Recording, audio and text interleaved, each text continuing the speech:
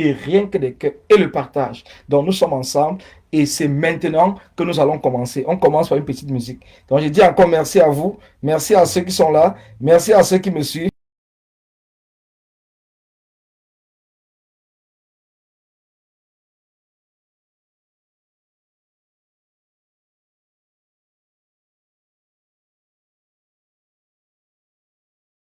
Être dans les rues pour faire des actions, être là pour faire des réunions par rapport aux initiatives que nous mettons en place pour accompagner le combat au niveau 237, que c'est là aussi facile, ce n'est pas facile.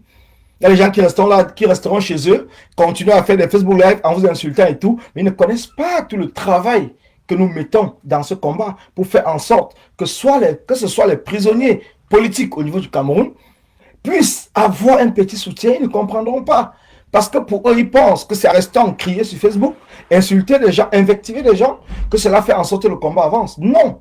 Il y a plusieurs personnes comme moi, comme vous, qui sommes là et que nous travaillons tous les jours. Il y a ceux qui envoient du soutien aux prisonniers politiques sans toutefois venir sur la toile parler. Il y a ceux qui contribuent via United for Cameroun, qui est une initiative du peuple, donc votre initiative, pour apporter le soutien aux prisonniers politiques et au combat. Donc ceux-là, ils ne comprendront pas ça, ils seront là pour vous insulter. Restez tranquille et partagez. Partagez la famille. C'est du lourd cet après-midi. Ce soir, pour ceux qui sont peut-être dans les pays où il fait déjà nuit, donc ça sera du lourd. Je ne serai pas long, mais je vais parler de beaucoup de choses. C'est pour cela que j'ai interpellé tous ces bamilekés que j'appelle les bamilekés en carton. Je vous dis bien les bamilekés en carton. Donc les bamilekés sur lesquels vous allez mettre le pied et ils vont s'enfoncer. Les bamilekés qui n'ont rien compris. Les bamilekés qui ont tout perdu comme visibilité ou comme dans la lutte dans laquelle nous sommes engagés et qu'aujourd'hui, ils peuvent tout simplement se replier en étant les commentateurs du combat des combattants. Voilà leur rôle. Sur la toile, c'est tout ce qu'ils représentent. Donc, commenter, décrypter le combat des combattants. Et ils vont vous dire qu'ils sont des combattants. Parce qu'ils seront là pour attendre que Collins Nana vienne en live et qu'il fasse un lapsus ou une petite erreur dans sa communication. Et ils prendront cela pour balancer dans toute la toile et montrer aux gens que non, Collins est ci, Collins est ça. Donc, écoutons d'abord une petite musique et après, nous revenons à nos moutons. Donc, je dis encore merci à Elia, merci à tous ceux qui sont là. Merci, merci à vous parce que c'est super important. Donc, quand je vous vois connecter, ça me donne... Je commence à 19h. Donc, merci, merci à tous ceux qui sont là. Merci à tous ceux qui sont connectés. Donc, je commence à 19h. Donc, je vous dis encore merci, merci, merci, merci. Merci à vous. Donc, nous allons débuter le Facebook Live. Nous allons débuter le Facebook Live. Donc, comme je l'ai dit encore, je dis à Facebook, je ne suis pas responsable de la musique qui a été jouée ou bien qui va se jouer dans ce Facebook Live. Donc, je ne suis pas responsable de la musique et tout. Donc, il ne faudrait pas bloquer mon live parce que vous avez écouté une musique ou quoi que ce soit. Je ne suis pas le responsable. Donc, avant que je ne commence, je vais vous dire, je vais vous faire peut-être d'abord, je vous donne déjà une introduction de ce que nous allons discuter. Nous allons parler de ces tribalistes. Donc, ceux qui sont devenus tribalistes. Parce que pour moi, au départ, ils n'étaient pas des tribalistes. Ils n'étaient pas des conservateurs. Ils n'étaient pas des gardiens de la tradition. Ils étaient comme nous dans le combat, en train de se battre. Donc, pour moi, j'ai cru qu'ils étaient des progressistes. Pour ceux qui veulent vraiment l'alternance au sommet de l'État du Cameroun. Mais entre-temps, ces gens, comme j'ai cité les noms, Camon la Panthère, Stevie Sam, comme vous appelez Stevie Online, soldat de Kanto, qu'on appelle le port de l'Ouest Olivier Tchaman, Karine Gambette et MP Manachon. Donc j'ai recensé ces 4 personnes. Donc 4, 1, 2, 3, 4, 5 personnes. Donc ces 5 personnes, j'ai recensé sur la toile. Et je pense que vous-même, vous êtes témoin, que ces 5 personnes font partie de ceux avec qui nous avons commencé le combat. Ils font partie de ceux avec qui nous avons commencé le combat. Mais comment est-ce qu'ils s'en sont arrivés là? Pourquoi est-ce que c'est ces 5 personnes? Ces 5 personnes qui sont bamilekées. Il y a aussi la 6e personne, je peux dire Bertie le Kamit. Il y a Bertie le Kamit qui est la 6e personne. Donc ces 6 personnes sont des bamilekés avec qui nous avons commencé le combat. Quel est leur point commun entre ces 6 personnes? Quel est leur point commun? Attendez, je vais rajouter Bertie le Kamit. Quel est leur point commun sur ce que je suis en train de dire? Je vais rajouter Bertie le Kamit. Donc c'est Sikadi,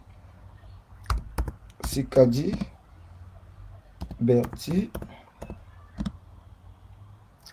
le Camute.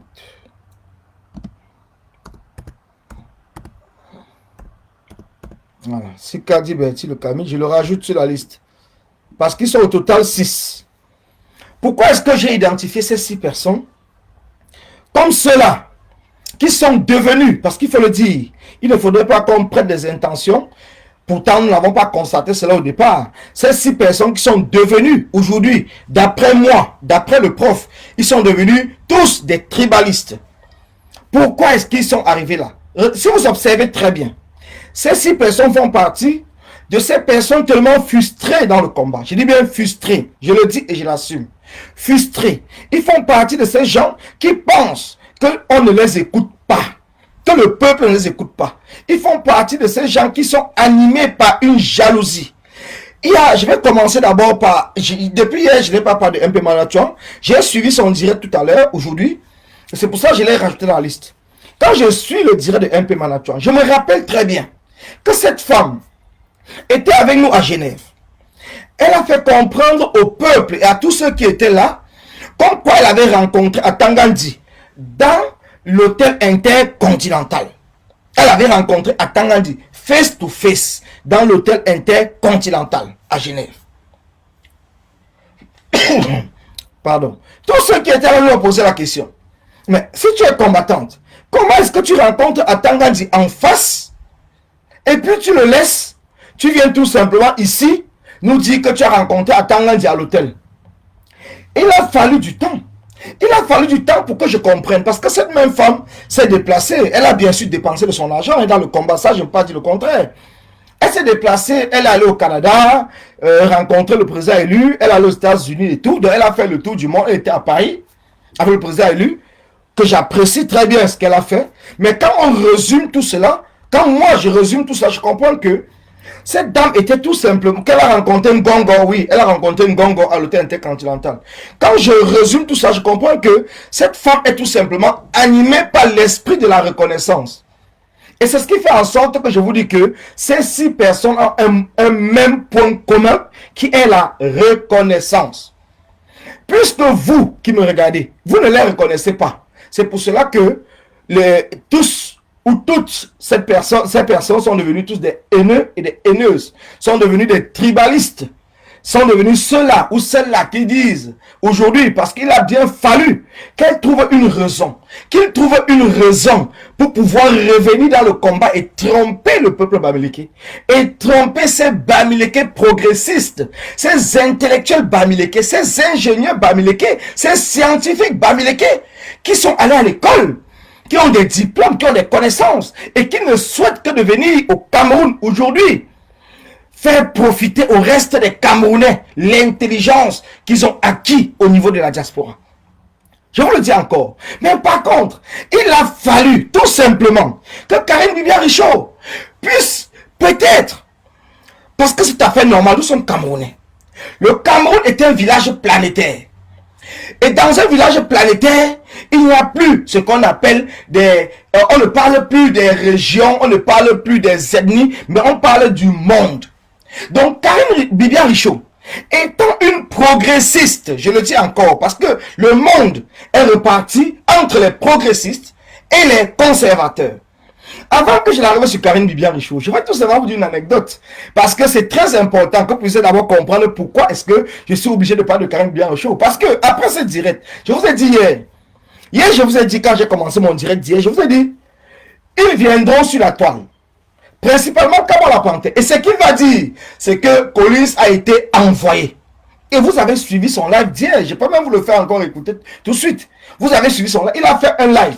Plus d'une heure de temps. Je dis bien plus d'une heure. Enragé. Et donc avec toute la colère du monde. Avec des menaces. Avec tout ce que vous pouvez savoir. Mais celui à qui il s'adressait, c'était Collins Nana. Oui, Collins, on t'a envoyé. Il a même osé dire que je l'ai appelé. Comment est-ce que je peux être là en train de vouloir parler de quelqu'un et je l'appelle pour lui dire avant que je vais parler de lui. Donc vous voyez comment ces gens sont prêts à manipuler tous ceux qui les suivent, tous ceux qui les regardent, tout simplement pour essayer de discréditer celui qui parle d'eux. Mais par contre, ce que je vais vous dire, Je vous le dis encore, soyez très attentifs parce que c'est très important. Ce que je vais vous dire concernant Kamola Panther, vous avez suivi son live d'hier. Pendant plus d'une heure de temps, Kamwa m'a insulté, il a insulté ma famille, il a insulté ma pauvreté, il a dit même en live qu'il a battu mes enfants, et tout, il a tout raconté. Mais par contre, si vous posez la question, pourquoi Kamwa m'en veut? En écoutant son direct, si vous analysez son direct, parce que dans la vie, parfois, soyez conscient et analysez ce qui se passe. N'observez pas tout simplement, ne regardez pas, ne comprenez pas tout simplement que voilà, ils sont en train de faire ci. Essayez de comprendre. Quand on fait un direct, parce que Karine, d'après lui, Karine Bibian Richaud a insulté les Bamileke. D'après lui, Karine Bibian Richaud a insulté les Bamileke. Mais par contre, pendant tout son direct, il n'en veut pas plus que ça à Karine Bibian Richaud. Je dis bien, pendant tout son direct, il n'en veut pas plus que cela à Karine Bibian Richaud. Qu'est-ce qu'il demande à Karine Bibian Richaud? De demander les excuses. Donc d'après lui, si Karine Bibian Richaud demande les excuses pour lui, il n'y a pas de problème. Mais qu'est-ce qu'il en veut à Collins? Au point de dire qu'il va le taper, il va me taper, il va faire ci, il va faire ça. Mais qu'est-ce qu'il m'en veut moi? Puisque ce n'est pas moi qui ai fait le direct, d'après lui, en insultant les Bamileke, c'est Karine Bibian Richaud. Pourquoi est-ce qu'il ne menace pas Karine Bibian Richaud? Pourquoi est-ce qu'il ne dit pas que j'irai en Lyon pour taper Karine Bibian Richaud? Pourquoi il ne dit pas au peuple camerounais d'en vouloir à Karine Bibian Richaud? Il demande tout simplement à Karine Bibian Richaud de demander des excuses au peuple Bamileke. Mais à moi, Bamileke, il dit qu'il va me taper, il dit qu'il a tapé mes enfants, il me menace de tous les côtés, y compris celui-là que vous appelez le soldat de Kamto, qui me menace même qu'il va me tuer, il va faire ceci, il va monter ça. Mais vous ne vous posez pas une question. Pourquoi est-ce qu'il menace plus Collins? Pourquoi est-ce qu'il menace Collins Nana? Pourtant, ce n'est pas Collins Nana qui est à l'origine de ce qu'ils sont en train de dire. Pourquoi est-ce que c'est lui qu'on menace le plus? Pourquoi est-ce que c'est lui qu'on dit qu'on va taper, qu'on va tuer? Mais quel est le problème? C'est la question que vous devez vous poser.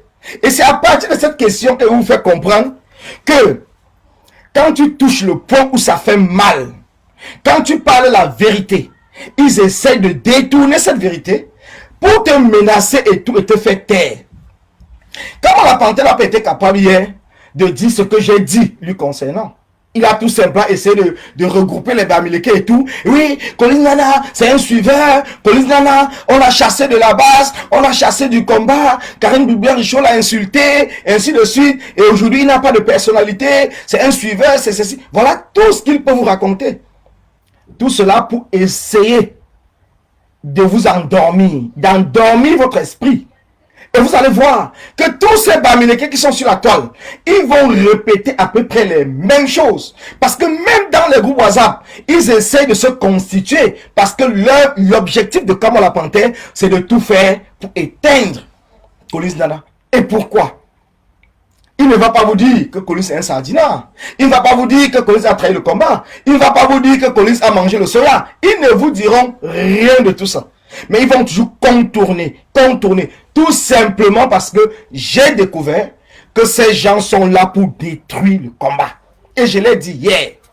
C'est la même chose que j'avais dit pour Anango.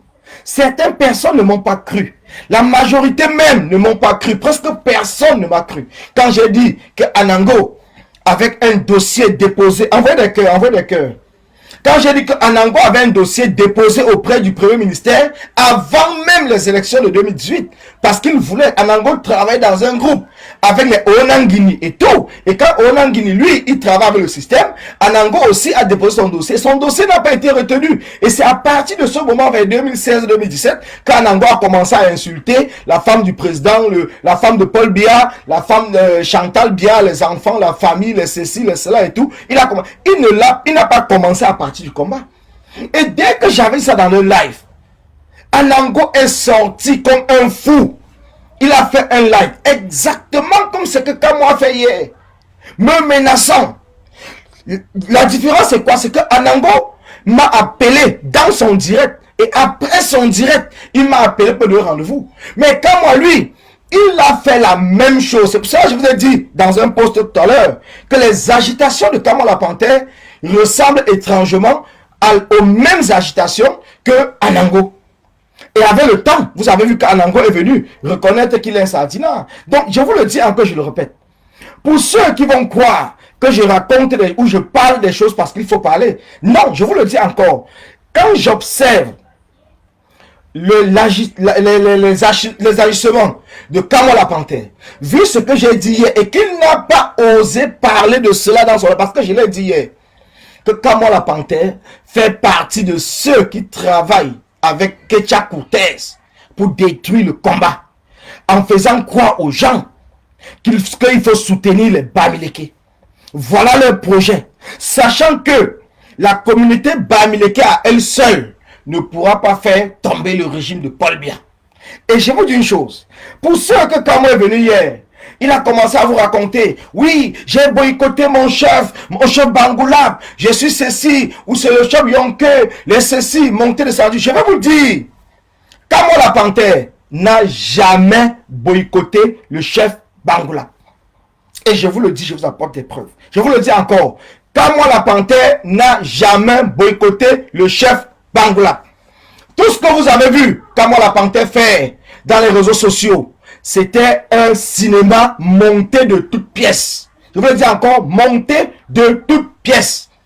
Tous ces gens qui ont accompagné Kamo la Panthère, la générale Marcel, le colonel So, la générale Salomon Tchapchet, et tous ces combattants qui étaient avec Kamo la Panthère devant ce domicile, Kamo la Panthère jouait un jeu. Donc vous avez tous été manipulés par Kamo la Panthère.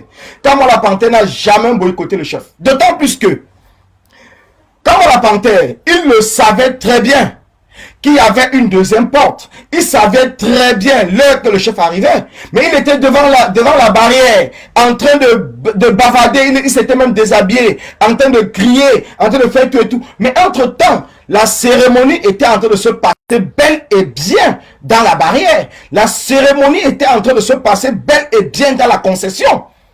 Il a fallu que Calibro, Max Seigneur Ivoire et tous les autres combattants arrivent et découvrent la porte de derrière et essayent d'escalader. Et ils ont commencé à lancer les œufs à partir de derrière. C'est là où la fête a été interrompue. Entre-temps, Kamo la Panthère était devant.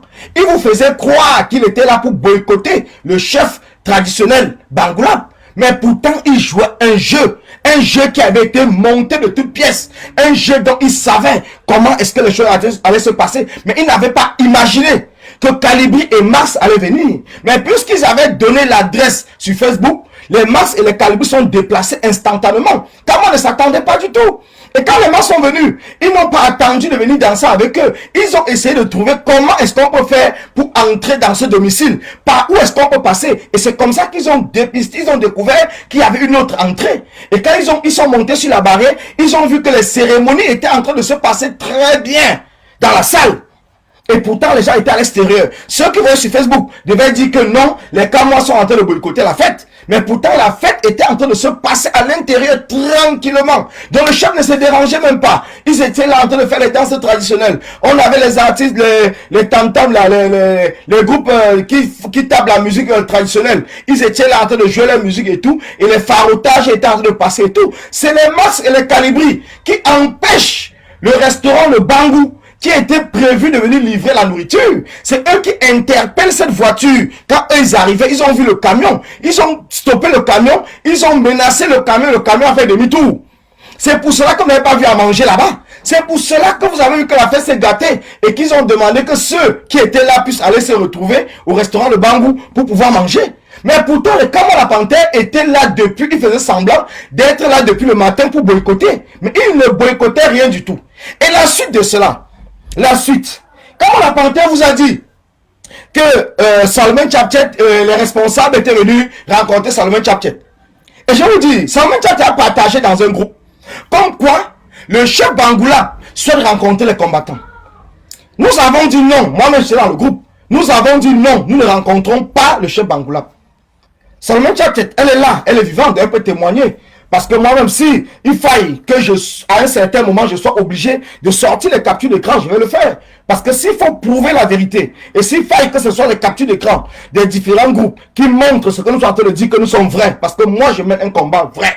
Je serais prêt à mettre cela sur la toile pour prouver la manipulation. C'est le même qui est venu poser la question dans un groupe en nous disant que le chef Bangoula a demandé de rencontrer les combattants. Nous l'avons dit non, nous ne rencontrons pas les combattants.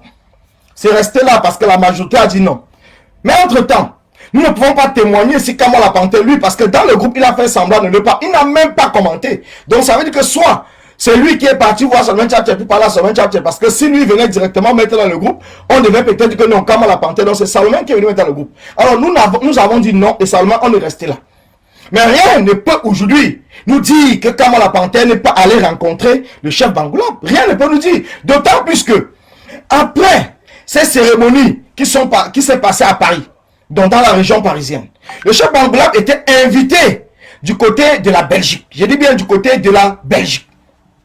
Alors, je peux vous dire, Kamala Panté était en Belgique.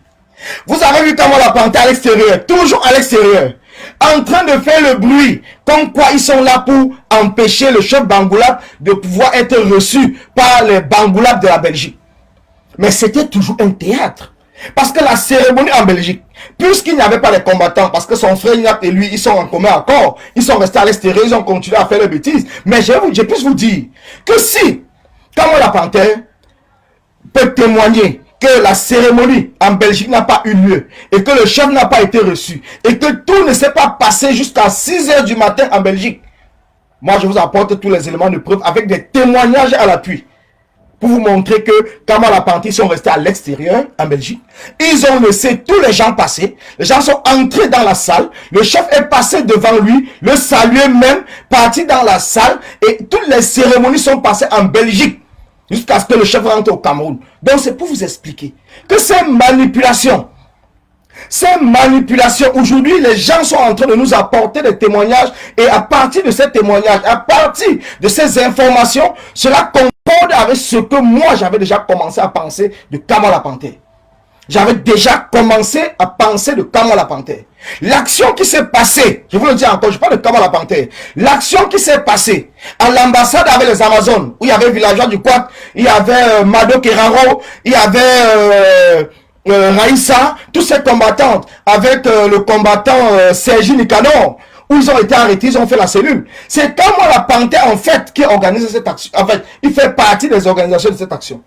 Et il était question que lui-même, c'était un mardi. Il était question qu'il devait être devant l'ambassade pour mener l'action.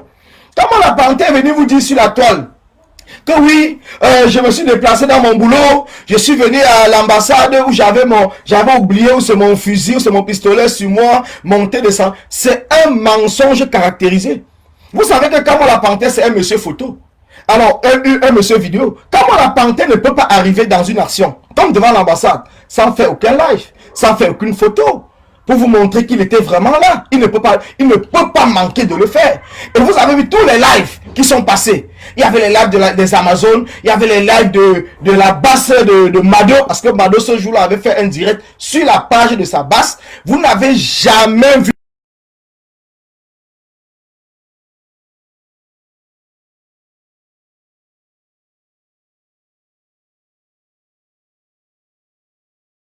quand les combattants et les combattantes étaient déjà arrêtés.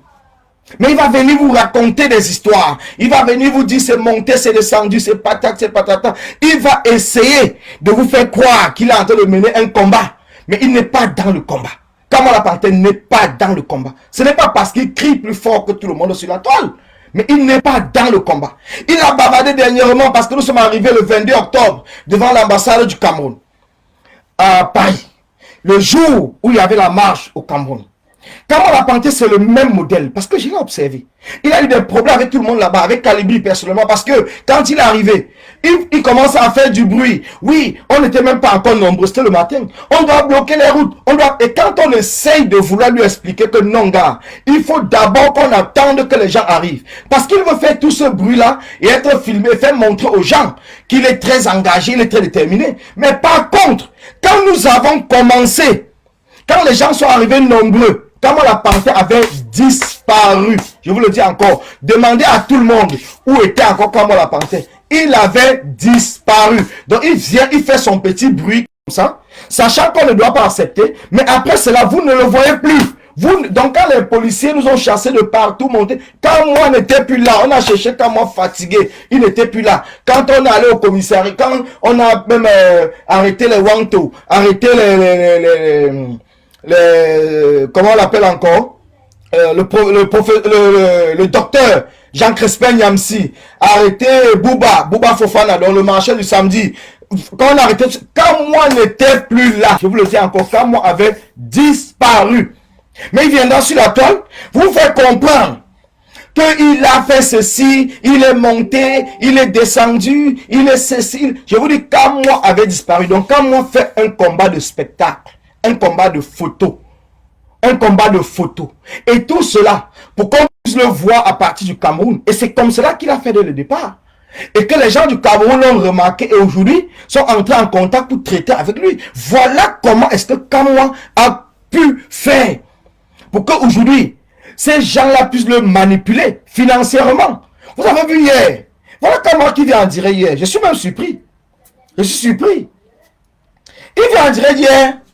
Vous dites, oh, j'ai 4 maisons, j'ai ceci, j'ai... Mais qu'est-ce que cela a à voir avec le combat 237? Quand vous comprenez quelqu'un qui n'est plus dans le combat, quand vous comprenez quelqu'un aujourd'hui qui est là seulement pour tout détruire, quand vous comprenez quelqu'un qui est là parce qu'il n'a plus, il a compris on connaît déjà sa manipulation et que il ne peut plus rien faire, alors il faut sortir, insulter des gens, montrer qu'on est ceci, montrer. Quand vous voyez par exemple quelqu'un, toujours lui seul, il sait que Paul Biya est mort. Bon, ça on passe dessus. Oh, on a crevé les roues de sa voiture. On le menace de mort. On a mis l'essence dans sa voiture. Mais c'est la même personne qui vient sur la toile. C'est hier que j'apprends encore sur la toile, il a dit qu'il est à Besançon. Donc ça veut dire que quelqu'un qui se dit combattant et qui a vraiment peur, qui déménage de la région parisienne parce qu'il a peur, est-ce que cette même personne viendra encore de son adresse? Est-ce que cette même personne viendra encore filmer la plaque d'immatriculation de sa voiture? Parce qu'à partir de la plaque d'immatriculation, on peut savoir ton adresse, savoir où tu habites. Est-ce que cette même personne le fera encore? Donc, c'est pour vous dire que ces manipulations, vous pouvez tomber là-dedans. Mais le prof du Don Kwata, lui, il ne tombe pas dans ces manipulations. Je suis désolé. Je suis désolé. C'est la même personne qui sera sur la toile. Oui, Collins c'est un quinqueux. Collins c'est un suiveur. Collins c'est quelqu'un sans personnalité. Collins est monté. Mais tout simplement pour essayer de vous faire comprendre. Donc je ne sais pas, de dénigrer ma personne parce qu'il sait ce que je sais. Il sait que je sais la vérité concernant son combat. Et c'est les choses sur lesquelles je lui ai déjà dit. Donc maintenant, il faut tout faire pour détruire Collins. Quand Karine Bibian-Richaud, pour commencer, déjà moi personnellement, quand j'ai fait des directs ou des posts pour parler des faux profils, et que certains faux profils qui n'avaient pas compris le sens de mon message, se sont levés et commencé à tirer sur moi, il était très content. Il était très content. Et oh, Colin Dana est mort, Colin Dana est ceci, monté, descendu, il ne peut même plus faire des directs à 50 vues, les faux profils ont décidé sur lui, ils vont faire ceci, ils vont faire cela. Quand Karine Bibian-Richaud, parce que je peux vous dire une chose, je suis un parent d'enfant. Donc ça veut dire quoi? Ça veut dire que je peux avoir des divergences avec vous. On peut ne pas être d'accord sur certains points, mais ça ne veut pas pour autant dire que nous sommes des ennemis. Karine Bibian-Richaud et moi, ça je ne peux pas dire le contraire. Elle et moi, il y a certaines choses sur lesquelles nous ne partageons pas. Nous ne partageons pas la même direction. Mais je ne peux pas aujourd'hui dire que Karine Bibian-Richaud, c'est mon ennemi. Karine Bibian-Richaud reste d'abord une femme. Et que vous savez qu'une femme est caractérisée par le fait, comme on l'a toujours dit, quand la femme est fâchée, le secret est dehors. Donc ça veut dire que quand vous collaborez avec une femme et que demain vous ne vous entendez pas, la femme est capable de tout dire. Mais en tant qu'un homme, c'est toi l'homme qui doit savoir te respecter. Et c'est ce que j'ai fait en tant qu'un homme. Karine Bibian-Richaud, nous ne sommes pas tombés d'accord concernant le fait, le jour où elle a fait une sortie pour parler de l'auto-incrimination. Et juste aujourd'hui, nous ne sommes pas d'accord là-dessus. Moi, je ne peux pas dire le contraire parce que moi, je sais que l'auto-incrimination n'est pas quelque chose qui existe dans les lois françaises. Mais Karine Bibian-Richaud, elle a dit qu'elle va s'auto-incriminer concernant la casse de l'ambassade. Alors, pour cela, je ne peux pas le lui empêcher, mais moi, elle et moi, nous avons cette divergence. Mais puisque c'est une femme, Elle a donc été peut-être fâchée de la façon dont j'ai parlé ou de la façon que peut-être je l'ai reproché cela dans son live et tout. C'est ce que je pense. Hein. Et puis elle a fait des sorties, par exemple, sur la toile, où elle a dit, oui, Collins Nana est éjecté du train, de son train, parce que dans un combat, chacun a son train. Moi, je suis pauvre du Don Kwata. Donc, j'ai mon train du Don Kwata. Karine Bibian, elle a aussi son train. Nous tous, nous partons vers la même direction qui est étudiée. Donc, si Karine Bibian, à un certain moment, peut-être avait compris que j'étais dans le même train, dans son train, et qu'elle m'éjecte de son train, mais pour moi, c'est pas un problème. Ce n'est pas un problème parce que je connais l'origine. C'est de ce qui a fait que Karine soit en colère. Mais ils ont pris cela pour dire oui, oh, Karine a éjecté Collins, ils ont chassé Collins de leur groupe, ils ont fait ceci. Mais je ne suis pas une femme. Dites bien, je ne suis pas une femme. Et je ne peux pas répondre à une femme parce que la femme est fâchée. Alors moi aussi, je viens avec ma colère pour commencer à parler à la femme comme si peut-être je me comporte comme elle. Mais non! Je respecte la femme. Je respecte Karine Bibian Richaud. J'ai compris que oui, peut-être je me suis mal comporté quand je suis venu la reprocher cela dans son direct. J'ai compris cela et je suis resté tranquille. Pour moi, ce n'est pas un problème. Alors, ces gens comme le Kama la Panthère et plusieurs personnes, ils n'étaient jamais là pour venir me soutenir, Collins Nana. Ils ne m'ont pas soutenu. Hein. Ils étaient là plutôt pour m'enfoncer, pour essayer même sur la toile à m'encourager de tirer sur Karine Bibian Richaud. Parce qu'ils ont cru que je suis un enfant ou je suis peut-être impulsif comme eux. Parce que certaines personnes pensent que je suis impulsif. Mais c'est faux. Je prends le temps de réfléchir. Donc toutes mes sorties sont calculées, sont programmées, sont étudiées. Et je sais ce que je dis. Ils ont cru, la majorité de personnes entre eux, que oui, puisqu'on va insulter Collins, Karine t'a insulté, Karine t'a lavé, Karine a fait ceci, alors Collins allait sortir aussi sur Karine, commencer à parler blablabla, et ils devaient détruire le combat, parce que leur objectif, c'est de détruire le combat. Leur objectif, ce n'est pas de me soutenir, parce qu'ils ne m'ont jamais soutenu. Ils n'ont jamais soutenu Karine. Ils n'ont jamais soutenu personne. Donc leur objectif, c'est de détruire le combat. Ils ont cru que le fait que peut-être avec Karine, nous avons des divergences, je devais être là pour tirer sur Karine et Karine devait tirer sur moi et ça devait faire le désordre dans le combat. Mais puisque ils n'ont pas réussi cela, aujourd'hui, quand ils me voient par exemple apporter mon soutien à Karine, qu'est-ce qu'ils disent? Oui, Collins, voilà vraiment un bamileke, je ne sais pas quoi, c'est un tomate, ou c'est ceci. Karine Bibian Richaud l'a insulté, Karine Bibian Richaud a fait ci, maintenant il apporte son soutien parce qu'il veut qu'on le réintègre dans le groupe où c'est de la base jaune, ou c'est quoi. Pourtant, je n'ai jamais été le groupe de la base jaune, c'est ce qu'ils oublient. J'ai jamais été le groupe de la base jaune. Donc, et tout cela, c'est quoi? C'est une manipulation pour essayer de faire croire au peuple que Collins Nana, tout ce qu'il est en train de dire est faux. Mais pourtant, au fond d'eux, ils savent que ce que je suis en train de dire, c'est la vérité. Et c'est pour cela que ça les touche. Ça les fait tellement mal. D'accord, on menace quelqu'un de mort. On menace quelqu'un de le bastonner. Oh, que Paul Biya a tout dit. Il ne menace pas d'aller tuer Paul Biya. Il ne menace pas d'aller tabasser Paul Biya. Il ne menace pas les Sardinats. Les Sardinats l'ont menacé. Il a fait la poule mouillée. Il n'a jamais dit qu'il va aller répondre aux Sardinats. Mais il vient dire qu'il va tabasser Collins Nana. Et vous ne comprenez pas pourquoi. Tout simplement parce que Collins Nana a dit que lui, il travaille avec le système en place. Et c'est pour cela qu'il a le goitre. Le macabre veut le tuer parce qu'il se pose la question de savoir comment il a su. Comment est-ce qu'il peut aller trahir un secret comme ça au peuple? Comment? Voilà pour cela qu'aujourd'hui, il est prêt à tout. Il peut même se suicider parce qu'il ne savait pas du tout qu'on pouvait dénoncer cela au peuple. Il a cru qu'il pouvait prendre tout ce que je suis en train de vous raconter pour essayer de détruire le combat. Il a profité de la sortie de Karine Bibian Richaud. Comme je l'ai dit, même dans mon direct d'hier, je l'ai dit. Karine Bibian Richaud, c'est une progressiste. Comme je vous l'explique, dans le monde, il y a ce qu'on appelle les conservateurs et les progressistes. Ici en Europe, les progressistes, les conservateurs, ils ont essayé de changer le nom. Ils ont maintenant mis c'est les extrêmes. Comme vous avez parlé de l'extrême droite, comme les Marine Le Pen. Et quand vous voyez quelqu'un de l'extrême droite, quand vous allez l'accuser qu'il est raciste, comme quand on accuse par exemple Jean-Marie Le Pen, le père de Marine Le Pen, quand on l'a accusé qu'il est raciste, qu'est-ce qu'il a fait? Il a montré qu'il avait c'est son domestique qui était un noir. Voilà comment les racistes essayent de se justifier. Ils font tout pour avoir autour d'eux soit des amis, soit des domestiques, soit des employés, pour ceux qui sont des chefs d'entreprise, qui sont des noirs ou les étrangers. Comme ça, quand on va les traiter de racistes, ils vont essayer de se justifier en vous disant que, voilà, j'ai les employés noirs, j'ai mon ami qui est noir, j'ai ceci qui est noir. Ils essaient de se justifier. Regardez dans le direct de Kamala Panther.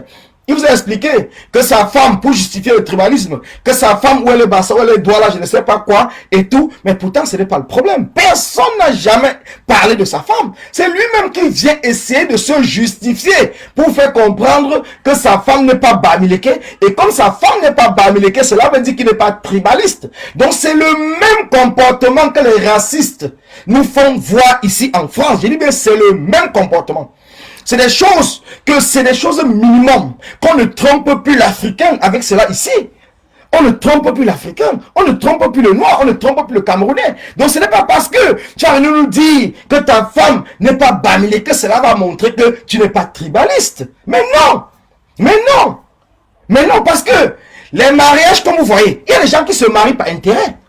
Il y a des gens qui se marient par intérêt. Et un opportuniste comme Kamala Panther, qui passe son temps à vous dire que sa femme est de la famille d'eux. Il ne dit pas que lui, il est de la famille d'eux. Il parle plutôt que sa femme. Donc ça veut dire que voilà le prototype des hommes qui partent épouser une femme tout simplement par intérêt. Parce que les femmes, soit elle a les moyens, soit elle appartient à une famille qui a des moyens. Et vous savez que les familles qui peuvent avoir des moyens au Cameroun sont tous des sardinards. Eh bien, sont tous des sardinards. Il n'y a aucune famille au Cameroun, riche, milliardaire et tout, qui n'appartiennent pas ou qui n'ont jamais appartenu au régime de Paul Biya. Donc, je vous le dis, et je vous le rappelle encore, il n'y a aucune famille, donc comprenez très bien, il n'y a aucune famille au Cameroun. Donc, quand il vient vous raconter, oh, ma femme est ceci, ma femme est cela, c'est tout simplement pour essayer de vous embrouiller. Mais quand vous partez bien chercher, vous comprenez que voilà des hommes. Voilà des hommes qui ne vivent que par intérêt. Ils n'épousent pas une femme ou ne vivent pas avec une femme parce qu'il aime la femme. Mais il est avec une femme parce qu'il a un intérêt bien précis. Et vous allez voir que c'est le comportement de tous ces sardinards. C'est le comportement de tous ces tribalistes. Parce que vous allez voir Karine Gambet du côté de l'Allemagne. Elle va vous dire que son mari est blanc. Mais elle va prôner le tribalisme. Parce que elle s'est mariée avec ce type tout simplement par intérêt. Ce n'est pas par amour. C'est par intérêt. Elle n'avait pas le choix. Kamala Panther n'avait pas le choix. Et Bertie Le Camus n'avait pas le choix. Stevie Sam n'avait pas le choix parce que lui, il avait une blanche. Il n'avait pas le choix. Je vous le dis encore très bien. Donc, c'est le point commun, y compris MP Manachua. Voilà le point commun de tous ces gens. Ils sont tous avec des femmes étrangères et des maris étrangers. Ils sont avec des femmes étrangères et des maris étrangers. Et ils viennent vous prôner, tous, ils viennent vous prôner qu'ils sont des gardiens de la tradition. Qui sont des gardiens de la tradition. Ils viennent aujourd'hui sur la toile vous faire comprendre qu'ils sont plus bamilekés que tout le monde. Mais pourtant, nous savons bien que moi, en tant que Bazou, pour aller marier une femme, par exemple, Baganté, c'est les problèmes de ma famille. Parce que la famille veut que j'épouse une femme Bazou.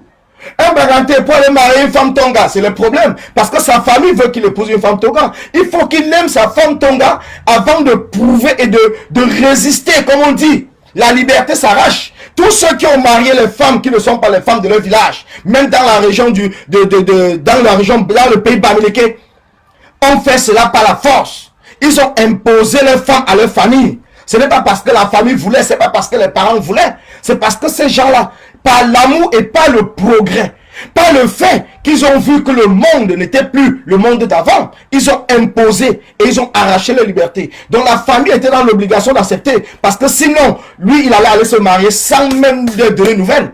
Sans leur donner une nouvelle.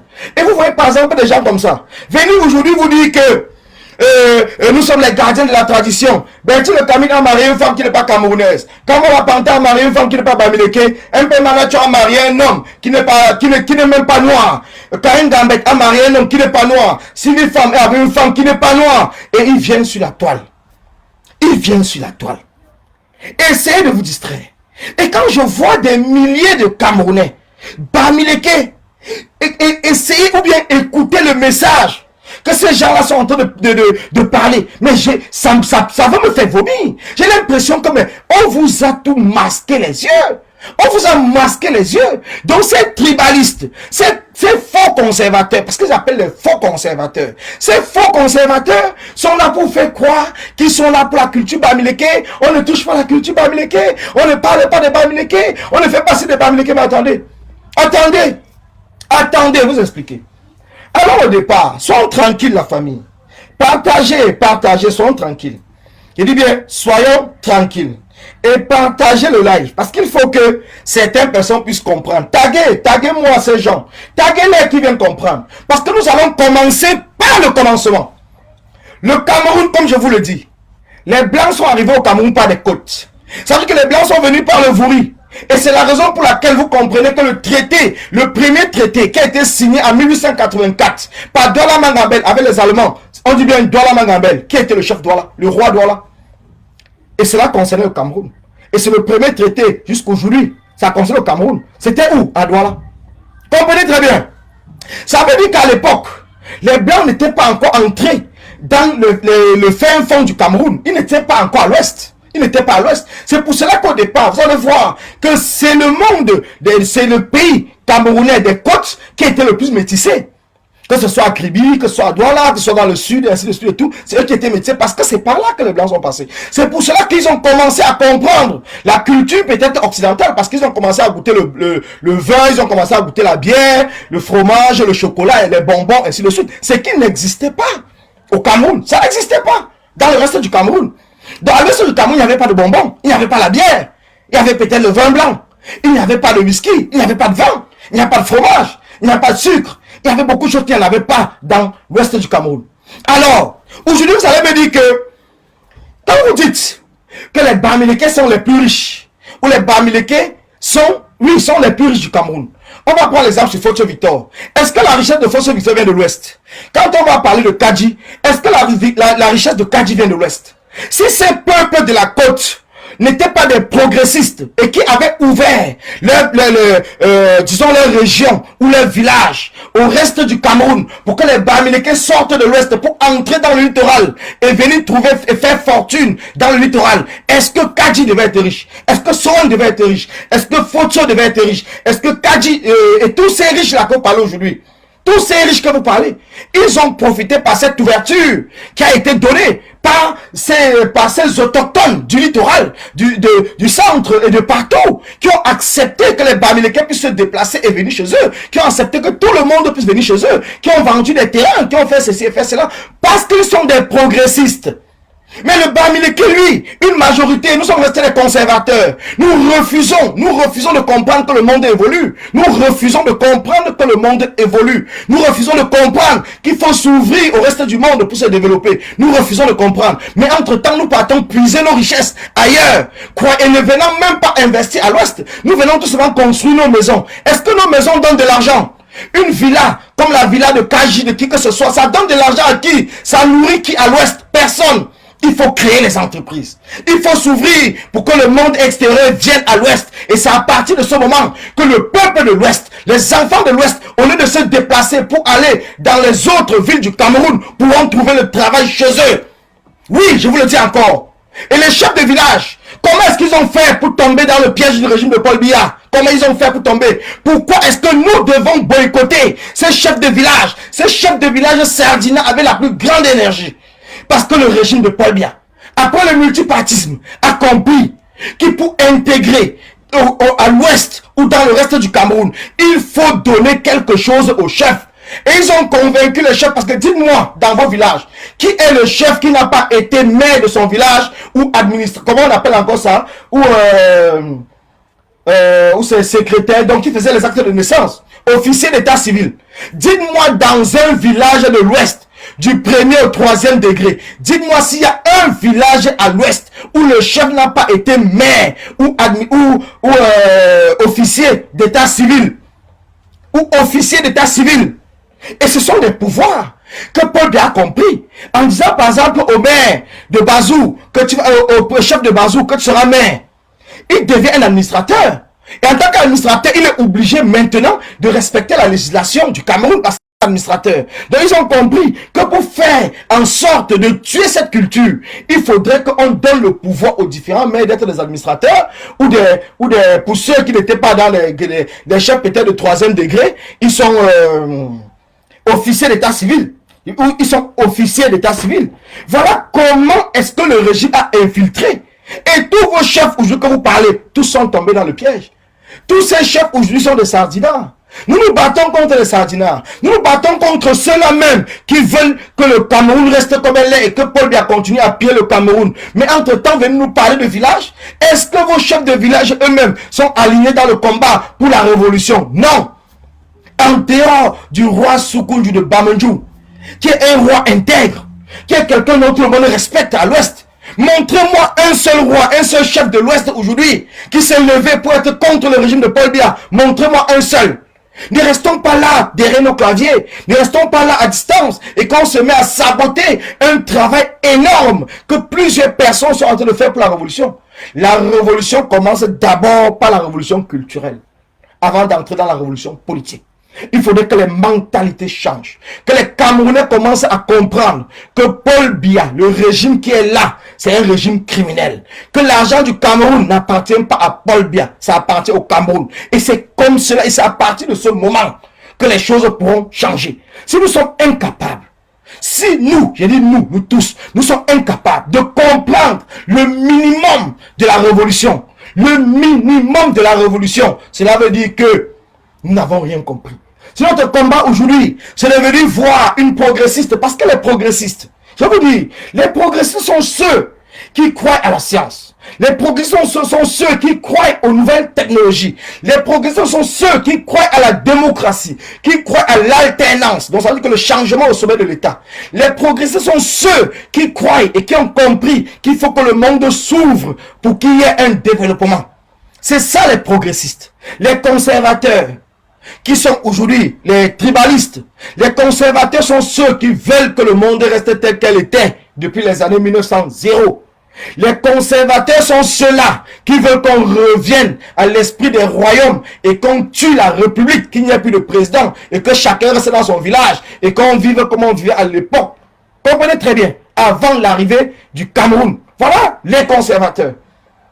Et aujourd'hui, nous avons des pseudo-conservateurs, ceux qui ne comprennent même rien à la politique. Je dis bien, ils ne comprennent rien, malgré leur diplôme. Je suis désolé, mais ils ne comprennent absolument rien. Aujourd'hui, pourquoi est-ce que le président Kanto a été décrié, a été insulté par les sardinards? Parce que le président Kanto, c'est un progressiste. Le président Kanto, ce n'est pas un conservateur. Mais la majorité des membres du RDPC sont des conservateurs.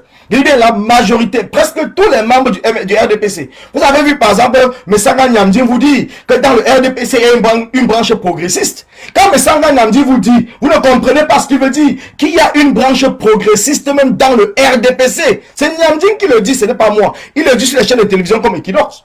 Mais vous ne comprenez pas. La majorité des gens du RDPC sont des conservateurs. Donc ça veut dire que pour eux, c'est Paul Biya. Après Paul Biya, c'est Paul Biya. Donc ils veulent conserver le pouvoir. Ils veulent que le Cameroun reste comme le Cameroun est. Comme le Cameroun a toujours été depuis l'arrivée de Paul Biya, depuis les colons.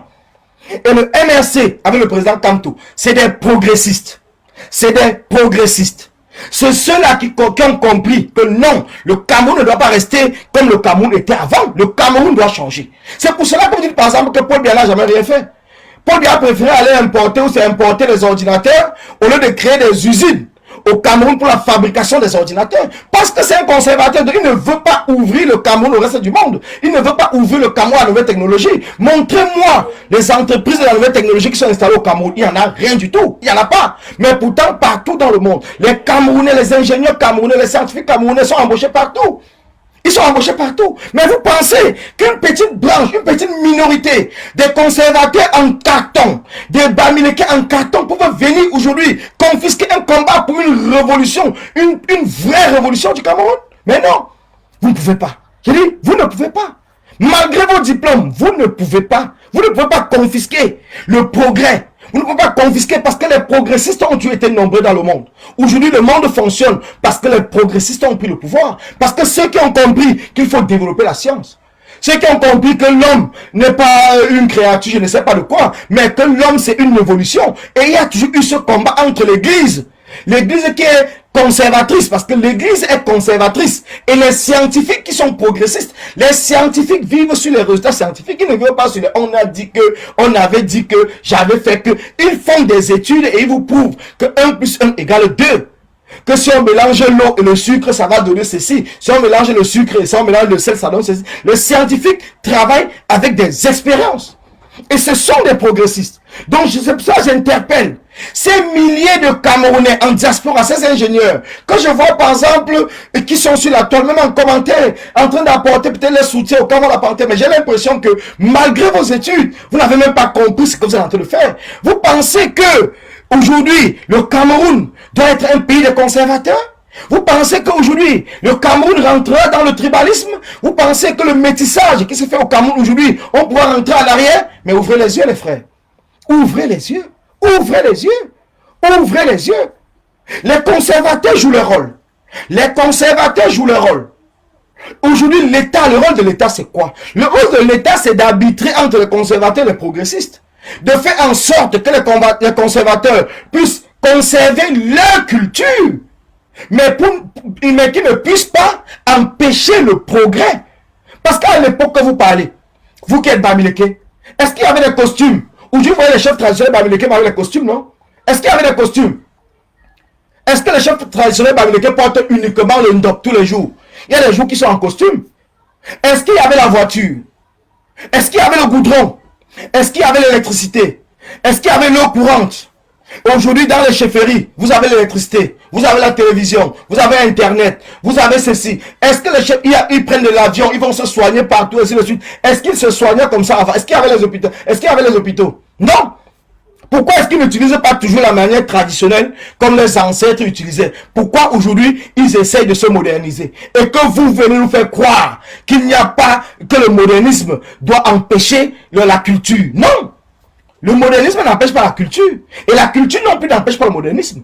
Alors les progressistes sont plus nombreux parce qu'aujourd'hui, le monde est dominé par les progressistes. Vous qui me suivez aujourd'hui, à travers Internet, s'il n'y avait pas ces progressistes, ces scientifiques, est-ce qu'aujourd'hui nous pouvons discuter comme cela à travers Internet? Non. Donc le monde a évolué.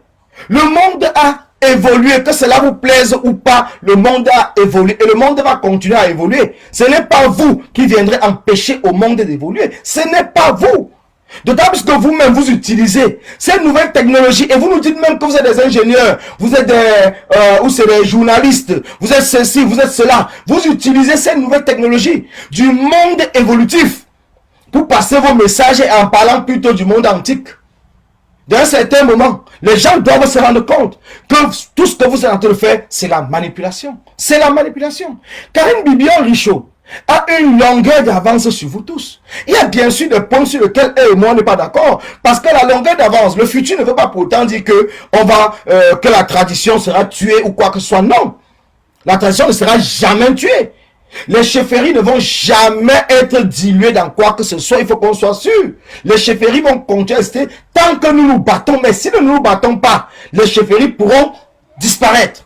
De même comme ici en France, il y a des chefferies, mais on n'en parle plus. C'est resté seulement le fait de petits groupes, de ceci et tout. Les autres personnes ne s'intéressent plus parce que c'est l'État qui apporte de l'aide à tout le monde. Et écoutez un peu, si aujourd'hui l'État du Cameroun commence à apporter de l'aide à tout le monde au Cameroun, à tous les villageois, à tous les gens de la ville, à tous les Camerounais, vous pensez qu'ils vont encore continuer à croire au chef du village? Vous pensez un seul instant qu'ils vont continuer encore à croire au chef du village? Parce que le chef du village va leur donner quoi? Rien du tout, zéro touron. Si l'école devient gratuite, c'est les mairies qui gèrent les écoles. Si les prises en charge à l'hôpital deviennent gratuites, si l'université, tous les Camerounais centres, s'il y a une pension pour les personnes âgées, une pension pour les femmes enceintes, une allocation familiale, une pension pour les handicapés, s'il y a tous ces trucs-là, vous pensez vraiment que le rôle du chef du village sera encore quoi? Le chef du village sera effectivement noyé dans tout. Parce que le chef du village n'a pas les moyens. Le chef du village n'a pas un budget. Ils n'ont pas de budget. Contrairement peut-être en Angleterre. La reine d'Angleterre, par exemple, elle a un budget. Concernant par exemple Monaco. Le prince de Monaco a un budget. Mais au Cameroun, les colons avec l'État là même sont venus tuer les villages et ont tué le pouvoir des chefs. Les chefs n'ont rien du tout. Quand on donne 200 000, 300 000 à chaque village, c'est pour qu'ils fassent quoi? Il va faire quoi avec 300 000? Rien du tout. Et vous pensez aujourd'hui que le villageois, par exemple, qui s'en sort et qui gagne peut-être 1 million, 2 millions, qui fait ses business, mais le chef pour lui, c'est quoi? Quand il vient, par exemple, au village, il achète même les votes notabilité. Niat même, ou c'est Benjamin Niat Barano, il est venu vous dire sur la toile qu'il a acheté sa notabilité ou sa 500 000. Et il n'est pas le seul. Il y a beaucoup de personnes comme ça qui vont acheter la notabilité. Est-ce que la notabilité, avant, ça s'achetait? Avant, on savait que c'est 11 notables, qui arrivent 11 notables. Il n'y avait pas plus. Mais aujourd'hui, dans les villages, on a au moins 50 notables. On va dire que non, il n'est pas parmi les 11. Les chefs ont fait tout pour créer que non, ils ont un cercle fermé de 11 et les autres, c'est ce qu'on donne comme ça. Mais ces gens qu'on donne comme ça, ils sont notables dans leurs réunions, ils sont notables en ville, ils sont là partout. Et ces titres ont été donnés par les chefs. Et ce qu'on appelle la corruption. Est-ce que vous êtes déjà levé pour dire non à ces chefs qui ont bradé, je dis bien, ils ont bradé la culture par la corruption? Est-ce que vous êtes levé pour les dire non? Jamais. Jamais. Mais quand on arrive, quand une femme comme Karine vient vous expliquer que le monde évolue et qu'à un certain temps, il y a des choses sur lesquelles nous devons comprendre. Mais vous vous acharnez sur elle. Comme si elle avait dit quelque chose de mal. Vous acharnez sur elle, pourtant vous êtes ceux-là même qui sont en train de détruire le combat. À partir du moment où nous n'allons pas comprendre tous ensemble que c'est un combat d'ensemble. Quand on dit ensemble, ça ne veut pas dire que travailler dans une même maison ou travailler dans un même groupe. Ça veut dire travailler pour le même objectif. Tant que vous n'allez pas comprendre cela, je parle maintenant aux combattants qui me regardent, aux peuples qui me suivent. Tant que nous n'allons pas comprendre cela, nous sommes en train de détruire le combat. Tant que nous n'allons pas comprendre que tu sois Bamileke, que tu sois Boulou, que tu sois Bassa, que tu sois Mbo, que tu sois Eondo, que tu sois du Nord, que tu sois anglophone et que tu te bats pour le changement du Cameroun, nous devons t'apporter notre soutien comme nous apportons à tout le monde. Nous avons détruit le combat. Si nous pensons que notre soutien uniquement doit être à l'endroit du MRC ou du président Kanto, nous avons fauté. Et c'est à partir de ce moment que le régime de Paul Biya est en train de nous gagner. Ils vont comprendre, nous ne sommes pas dans l'alternance. Nous sommes dans le chassement. Et à partir du moment où nous ne comprendrons pas que le chassement vient avant, tant que nous n'obtenons pas le changement, je dis bien le changement, la modification du code électoral de manière consensuelle, l'arrêt de la guerre au nord-ouest et au sud-ouest du Cameroun, qui va permettre que tous les Camerounais puissent s'exprimer, la réforme des institutions, parce que c'est même plus important.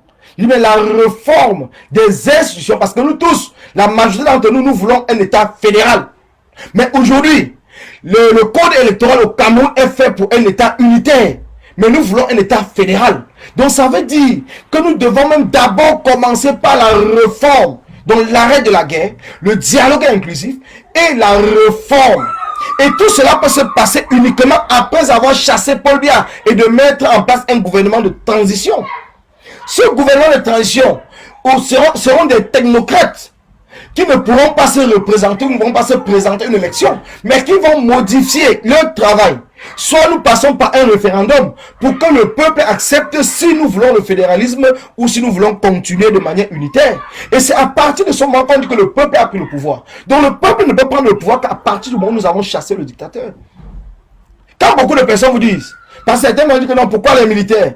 Un coup d'État dans un pays n'a jamais installé, surtout en Afrique francophone, n'a jamais installé la démocratie. Jamais. Montrez-moi un seul pays où le coup d'État installe la démocratie. Jamais. Un coup d'État, on chasse un dictateur, c'est un autre dictateur qui vient. C'est un autre État qui vient. Donc ça veut dire que pour que nous puissions être dans un État démocratique, le peuple doit se lever. Nous devons faire un chassement, comme on le dit. Nous devons chasser le régime de Paul Biya.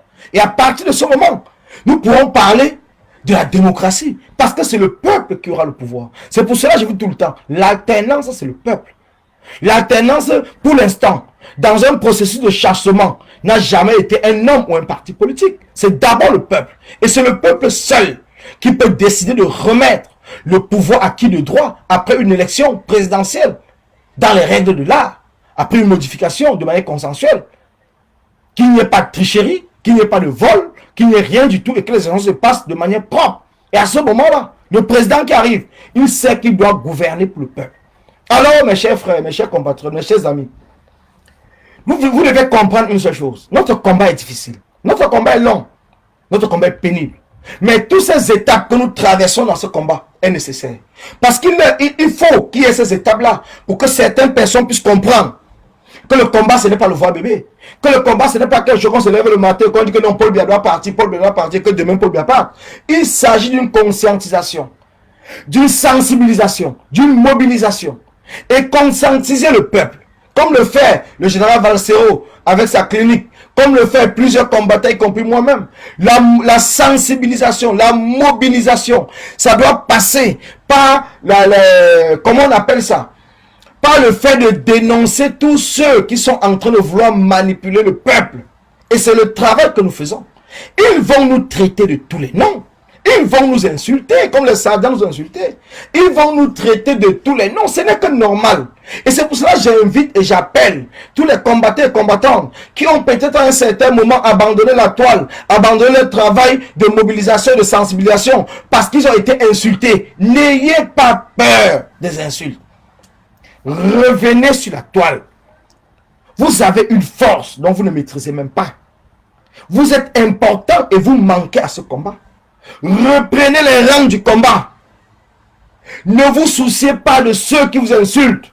Si vous ne pouvez pas supporter les insultes, bloquez-les. Parce que moi, les insultes, j'en ai rien à foutre. Ça glisse sur moi comme le cuir. Parce que moi, je ne me suis pas engagé pour eux. Ils peuvent passer tous les jours à m'insulter. Ça ne gratinera pas d'un iota mon combat. Je dis bien d'un iota mon combat. Donc c'est pour cela que je vous dis. Et que je ne serai pas long. J'ai dit que je fais un direct d'une heure. Il est 1h08. Je suppose qu'on a fait la musique en 8 minutes. Donc il est 1h. Donc c'est pour ça que je vous dis. Je serai régulièrement, tant que possible, en direct. Je dis bien tant que possible. Pour vous mobiliser. Pour vous sensibiliser. Pour vous parler. Et vous expliquer comment et pourquoi nous allons continuer ce combat. Et comment les stratégies que nous allons mettre en place pour libérer le peuple camerounais.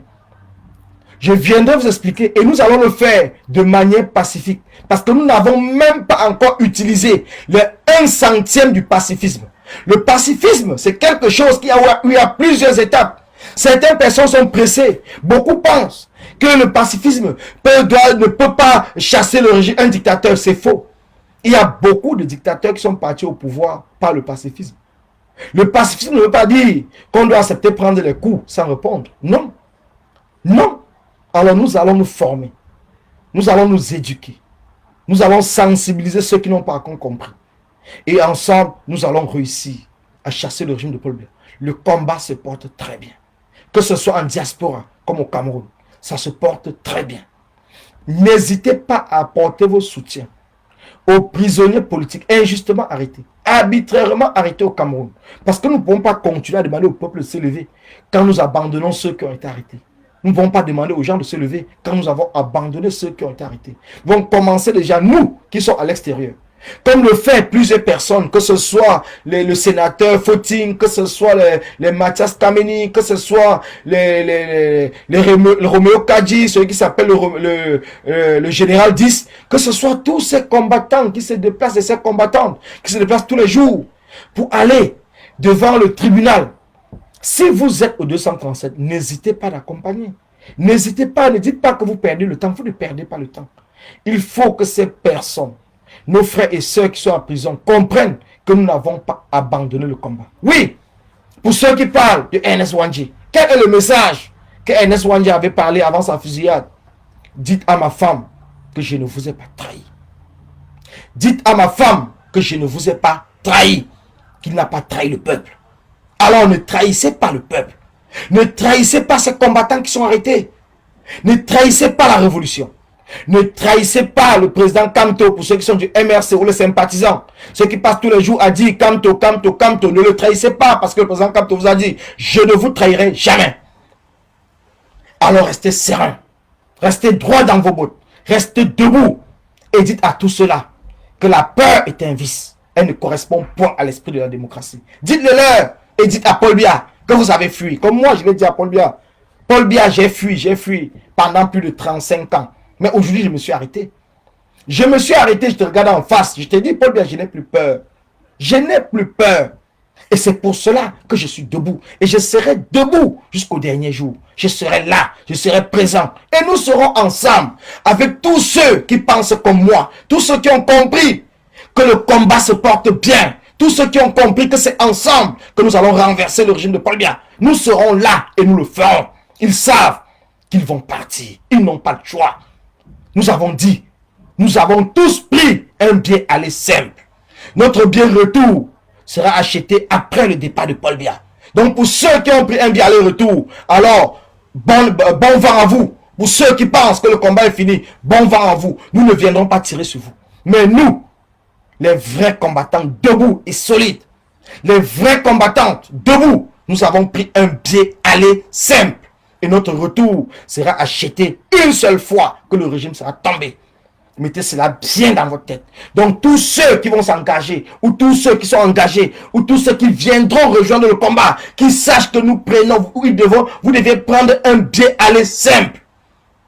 On n'est pas dans un jeu. Nous ne sommes pas dans un jeu. Nous sommes dans une révolution. Nous sommes dans une révolution. Et cela va passer par le départ du régime. Et si nous demandons le départ du régime, c'est parce que nous voulons le progrès dans notre pays. Ce n'est pas parce que nous voulons le pouvoir, mais parce que nous voulons le progrès. Nous voulons que notre pays avance, que notre pays soit l'exemple d'un pays où on dit l'Afrique en miniature, que notre pays puisse avoir des routes, puisse avoir des aéroports dignes de ce nom, puisse avoir des hôpitaux, que notre pays, que les enfants du Cameroun puissent se sentir bien au Cameroun comme à l'extérieur. C'est pour cela que nous nous battons, sinon ça ne sert à rien. Sinon cela ne sert à rien. Donc nous nous battons. Parce que nous voulons un changement véritable, un changement de mentalité, un changement d'hommes et de femmes au sommet de l'État du Cameroun.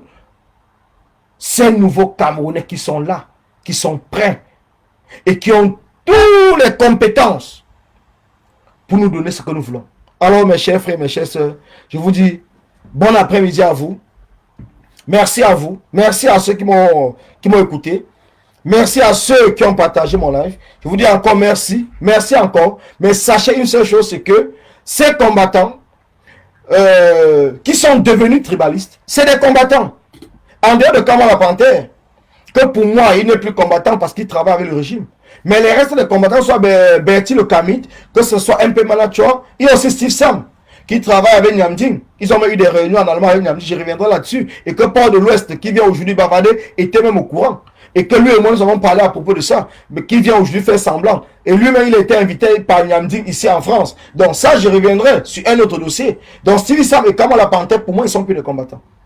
Ils ne sont plus des combattants. Donc, quel qu'en soit ce que vous allez me dire, ils ne sont plus des combattants, ce sont des sardinards. Et je vais les traiter dorénavant comme des sardinards. Vous pouvez les soutenir, ça c'est pas mon problème. Je ne viens pas dire à quelqu'un de ne pas les soutenir. Moi, ça ne m'engage pas. Je ne demande pas à quelqu'un de soutenir tel ou tel. Moi, je parle de moi. Donc, moi, pour moi, Kamala Panther, Steve Sam ne sont plus des combattants. Ils sont au même rang qu'Anango et les L chez nous. Donc, ce ne sont plus des combattants. Ils peuvent beau barader, faire semblant et tout, mais les informations que j'ai, qui sont vérifiées et tout, montrent qu'ils travaillent parce que Steve Sam a assisté avec plusieurs combattants en Allemagne. Non, je viendrai vous donner les noms. Ils ont assisté à une réunion avec Nyamdi.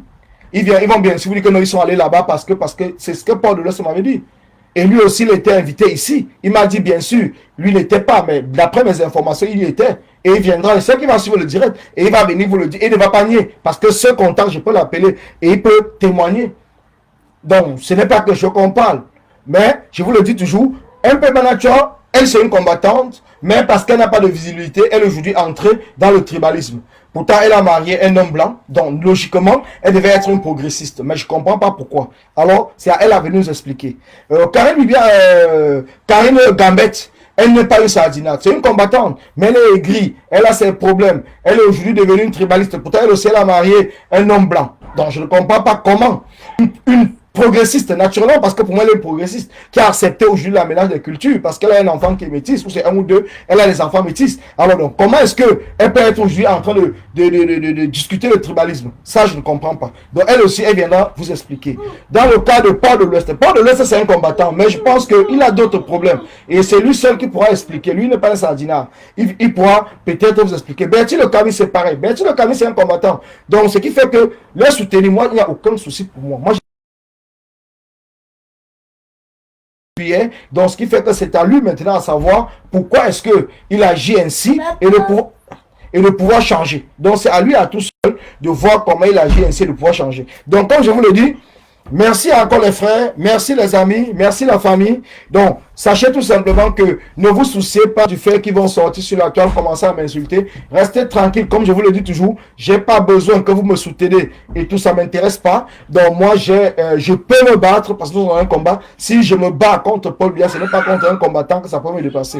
Donc je les laisse vociférer comme ils peuvent, mais ce que je dis, et je vais toujours continuer à le dire ainsi. Donc, comme la Panthère Civisam, vous êtes dorénavant, pour moi, classé dans le rang des Sardinats. Et je vais vous combattre comme je combats le régime de Paul Biya. Merci à vous et bonne soirée. Merci.